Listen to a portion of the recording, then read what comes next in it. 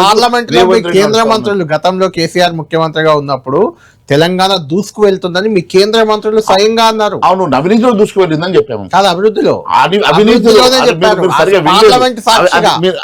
బహిరంగ సభల్లో అవినీతి అంటారు, పార్లమెంట్ లోనేమో తెలంగాణ అవినీతిలో దూసుకుపోయిందని చెప్పాము. గడ్కరీ లాంటి వాళ్ళు స్వయంగా అన్నమాట ఇది.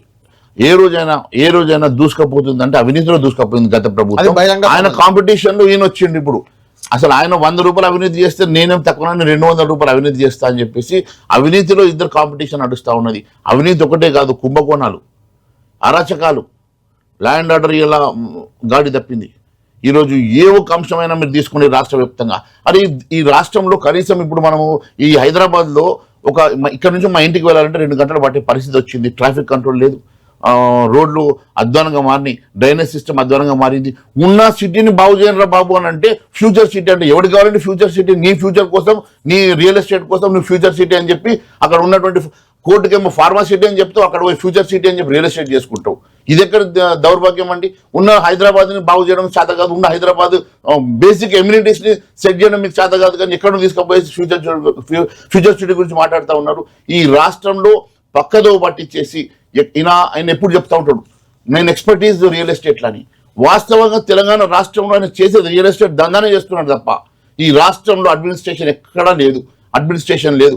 ప్రతి ఆయన దగ్గర ఉన్న ఆయన కానీ, ఆయనకు ఉన్నటువంటి సగం మంది మంత్రులు కానీ ఈయన అడుగుజాడలు నడుస్తూ ఉన్నారు. వచ్చిన సమయాన్ని ఇల్లు దీపం ఉండగానే ఇల్లు చక్కగా పెట్టుకోవాలన్నట్టుగా ఎవరి పని వాళ్ళు చేసుకుంటున్నారు తప్ప ఈ రాష్ట్ర అభివృద్ధి కోసం, సంక్షేమం కోసం ఎవరు పనిచేస్తలేరు. కేంద్ర ఇంటెలిజెన్స్ వర్గాలు నిఘా పెట్టాయి, ఒక 2 మంత్రులు అవినీతి చేస్తున్నారని మొన్న బండి సంజయ్ ఏదో ప్రకటించారు. ఇవాళ 2 మంత్రులు మీకే బాగా తెలిసి ఉండాలి. నేను ఇంకా అది స్టేట్మెంట్ ఫాలో చేయలేదు. 2-3 డేస్ అయింది. బండి సంజయ్ గారు కేంద్ర మంత్రి హోదాలో చెప్పారన్నమాట. చెప్పి ఉంటే మరి బహుశా వారికి ఇన్ఫర్మేషన్ ఉండొచ్చు. వారి ఇన్ఫర్మేషన్ లేకుండా ఎందుకు మాట్లాడతారు? ఒక కేంద్ర మంత్రి వారు మాట్లాడినంటే డెఫినెట్ గా ఇన్ఫర్మేషన్. 2 మంత్రుల మీద అటాకింగ్ ఉంటుందా?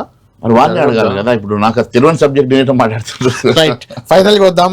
మహేశ్వర్ రెడ్డి గారు, మీ నినాదం బీసీ ముఖ్యమంత్రి అయితే అది వర్కౌట్ కాలే గత ఎన్నికల్లో. మీకు వచ్చిన 8 సీట్లే అసెంబ్లీ. ఇప్పుడు కూడా అదే నినాదంతోనే ముందుకెళ్తారా? ఎందుకంటే బీసీలకు వెన్నుపోటు పడిచింది, 42% రిజర్వేషన్లు రాకుండా అడ్డుకుంటుంది. బీజేపీ అనేది చాలా పెద్ద ఎత్తున జనంలోకి తీసుకెళ్తున్నారు.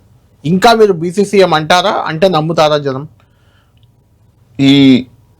ఈ అంశాలన్నీ కూడా పాలసీ మేకింగ్ అంతా కూడా కేంద్రం చూస్తుందండి, మా హైకమాండ్ చూస్తుంది. ఇప్పుడు మాకు తెలిసిన ఒకే ఒక విద్య, మాకు ఏమైతే గైడ్ లైన్స్ ఇస్తారో, ఏ రకంగా మాకు ఎజెండా ఫిక్స్ చేస్తారో, ఏ రకంగా మమ్మల్ని ఈ రాష్ట్రంలో మమ్మల్ని ముందుకు నడిపిస్తారో మేము అంత మట్టుకే మేము పరిమితమైన. భారతీయ జనతా పార్టీ ఏ నిర్ణయం తీసుకున్నా ఒక సోల్జర్గా మేము దాన్ని 100% అమలు చేసే బాధ్యత మాది.